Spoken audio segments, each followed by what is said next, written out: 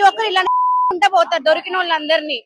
అలానే రోడ్డు మీద అప్పుడు గానీ వాళ్ళకి జస్టిస్ రాదు. చనిపోయిన వాళ్ళకి ప్రతి ఒక్కరిని ఇలానే చేయాలి. ఏంటి కోర్టులు పోలీసులు ఉండేదే దేనికి? వాళ్ళు తీసుకోలేరా? అసలు ఒక మనిషి వాళ్ళకి ఏ రైట్ ఉంది? వాళ్ళ ప్రాణాన్ని తీయడానికి ఎవరికి ఏం రైట్ ఉంది? వాళ్ళ ఫ్యామిలీలు దాని వెనకాల ఉన్న వాళ్ళందరూ ఏమవ్వాలి? ఒక మనిషి పోతే వాళ్ళని ఊరికనే వదిలితే మళ్ళీ ప్రతి ఒక్కరు ఇలా పోతారు. నెల్లూరు నగరంలో, నెల్లూరు జిల్లాలో ఈ హత్యలు ఎలా ఉన్నాయంటారు? ప్రతి ఒక్కరు భయపడుతున్నారు. ఎవరు ఎవరికి అర్థం కావట్లేదు. అసలు నార్మల్ గా ఇన్సిడెంట్ ఏముంది? బస్ తోటి హారన్ కొట్టి అసలు వాళ్ళ ఏజ్ ఎంత? వాళ్ళు ఎందుకు వాళ్ళకి భయం వద్దా? ఇంకా ప్రతి ఒక్కరు భయపడాలి. ఇంకోసారి అంటే ప్రతి ఒక్కరు చంపాలి కత్తులతో అంటే భయపడాలి. మొన్న కూడా కోవూరులో ఇలానే ఒక ఇన్సిడెంట్ జరిగింది. జస్ట్ వాళ్ళు డ్రగ్స్ స్మగ్లర్ చేసినందుకు వాళ్ళని కనిపెట్టినందుకు వాళ్ళు ప్రతి ఒక్కసారి న్యూస్ వింటానే ఉన్నాం. ప్రతి ఎవ్రీ వీక్ ఒకటి. ఇలా జరగకుండా పోలీసులు ఇలానే చేయాలి. ప్రతి ఒక్కరికి ఇలానే జరగాలి. మెయిన్ భయం అనేది ఉండాల,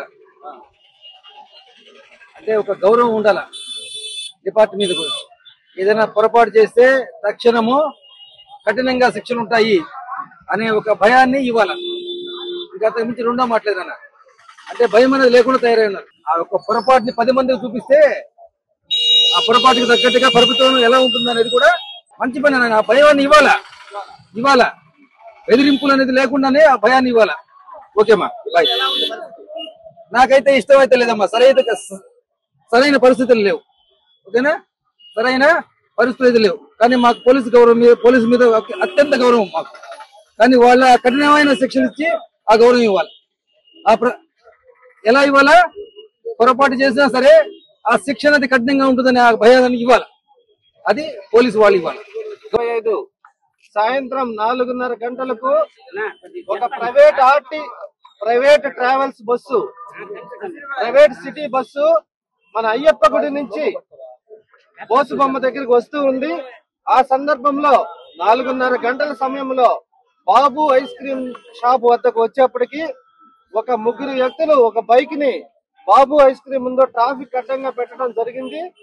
దాన్ని గమనించిన ప్రైవేట్ సిటీ బస్సు డ్రైవర్ దాన్ని తీయమని అడగడం జరిగింది. దాని మీద ఆ 3 డ్రైవర్ తో కండక్టర్ తో గొడవపడి వాగ్వివాదం జరిగి కొట్టడం జరిగింది.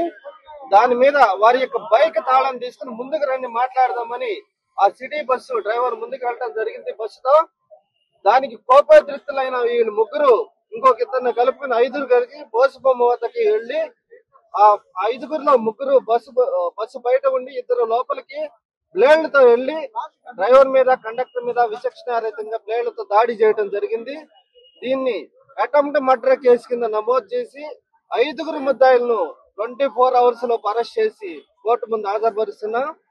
ఎలాంటి నెల్లూరు టౌన్ లో మా Nellore SP doctor Ajitha Vejendla IPS గారి ఉత్తర్వుల మేరకు ఏ విధమైన సరే రౌడీజం గానీ దేని మీదైనా సరే కఠిన చర్య తీసుకుంటామని ఈ సందర్భంగా తెలియజేస్తారు. వీళ్ళ మీద గతంలో కేసులు ఏమన్నా ఉన్నాయి సార్? ఇప్పటి వరకు వీళ్ళకి ఏ నేర చరిత్ర లేదు. కానీ దీని వల్ల ఇప్పుడు ప్రజెంట్ వీళ్ళందరి మీద షీట్లు ఓపెన్ చేస్తారు. అదైతే మనకు రాలేదు. మద్యం తాగి ఉండొచ్చు అని అనుకుంటున్నాం. జరిగిందో మీకు తెలుసు? ఎట్లా జరిగిందో తెలుసో తెలీదో నాకైతే తెలీదు.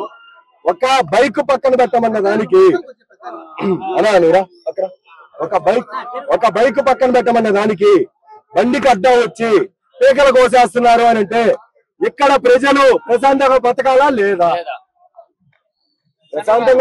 లేదా? జీవితాంతం ఇట్టే జరుగుతుందా? మేము అడిగేది ఒకటే, జీవితాంతం ఇదే విధంగా జరుగుతుందా? దీనికి పరిష్కారం అనేది ఉందా లేదా? మాకు ఇది ఒకటే అడుగుతున్నాం. రేపు సరే ఈ రోజు అనేది ఒకరోజు జరిగింది. ఓన్లీ ఈ రోజు జైల్లో పెడతారు, 3 నెలలు వదిలేస్తారు, 3 నెలల తర్వాత ఇంకోటి పరుస్తారు. దాని క్లారిటీ ఏంటి? మాకు ఆ క్లారిటీ అనేది కావాలి.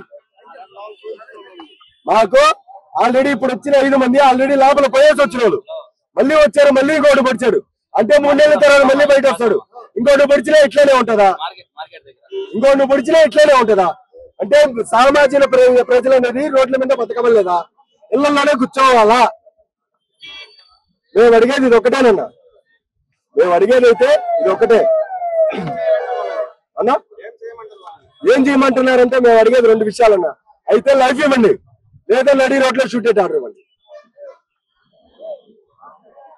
మేము అడిగేది 2 విషయాలు. అయితే లైఫ్ ఇవ్వండి, లేదా నడి రోడ్లో షూటెడ్ ఆర్డర్ ఇవ్వండి. అన్నా పోలీసులు చేయలేదని మేము చెప్పాం. వాళ్ళు నానా తంటాలు పట్టారు, అందరినీ ట్రేస్ చేశారు. ఇంకోటి 2 టౌన్ సిఐ గారు అయితే అటు జరుగుతున్న పొజిషన్ లో ఆన్ ది స్పాట్ లో వచ్చి సేవ్ చేసిన 2 టౌన్ సిఐ గారు. 2 టౌన్ సిఐ గారు అయితే ఆన్ ది స్పాట్ లో వచ్చి సేవ్ చేశారు. డిపార్ట్మెంట్ పరంగా అయితే మేము పాయింట్అవుట్ అయితే చేయం. నుంచి బయట వచ్చిన ఇప్పుడు ఇంకోటి చంపారు, 3 నెలలు లోపల పెడతారు, 3 నెలల తర్వాత మళ్ళీ బయట వస్తారు, మళ్ళీ ఇంకోటి చంపారని గ్యారంటీ ఇస్తారా? ఈ డిపార్ట్మెంట్ అనేది మళ్ళీ రేపు ఇంకొకరిని జరగదు అని గ్యారంటీ ఇవ్వగలుగుతారా? 6-10 నుంచి ఏం చేయాలి? ఒక్కరికి షూటెడ్ ఆర్డర్ ఇవ్వండి, ఇంకోటి చేయరు కదా. ఒక్కరికి షూటెడ్ ఆర్డర్ ఇవ్వండి, ఇంకోటి చేయరు. ఎన్కౌంటర్ అనేది ఇస్తే ఇంకొకరు చేయరు. లేదా లైఫ్ వేస్తారా? లైఫ్ వేసింది. లైఫ్ వేస్తారా? లైఫ్ వేయండి. నాన్ అవైలబుల్ ఇచ్చేసి లైఫ్ వేయండి. అది మేము కోరుకునేది ఇదేనన్నా. మేము నమ్ముకుంటున్నాం అంటే మీ మీడియానే నమ్ముకుంటున్నాం. Local to global news at your fingertips. మీ చేతిలో ఒక ఆయుధం. Download Raw TV app. Media legend Ravi Prakash is back.